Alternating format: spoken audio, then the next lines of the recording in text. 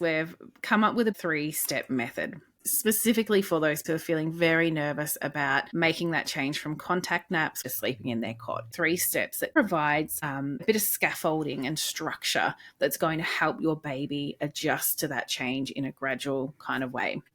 These are steps that require you to be present with your baby and awake for the duration of the nap. So let's start with step 1, which is what we refer to as the smell and presence phase, which is settling on a cot mattress on the floor.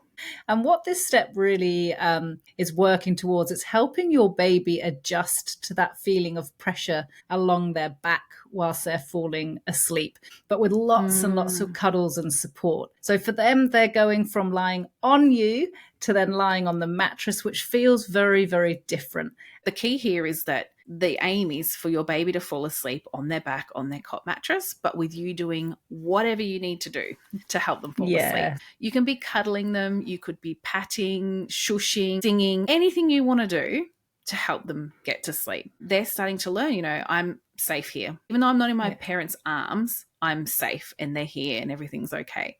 Step 2 is where you're going to start to reduce the hands-on support that you're giving your baby. So if you've been giving them like really big cuddles and they're very much entangled with you, you might decide, okay, I'm just going to lie slightly further apart from them and do a bit more of maybe it's patting and shushing rather than cuddling. Or if you've been patting and shushing without cuddles, maybe you're just starting to reduce the patting a little bit. But you're aiming to get to a point where, you're still present, but you've just got that little bit of distance and they're mostly just having some patting and some shushing to drift off to sleep there. Yeah. And then the 3rd step is the one that I think parents fear the most, but you've got to think you've done a lot of work towards this point, but it's where you're going to actually put them in the cot. So when they're ready for sleep, you're not going to get them too drowsy in your arms.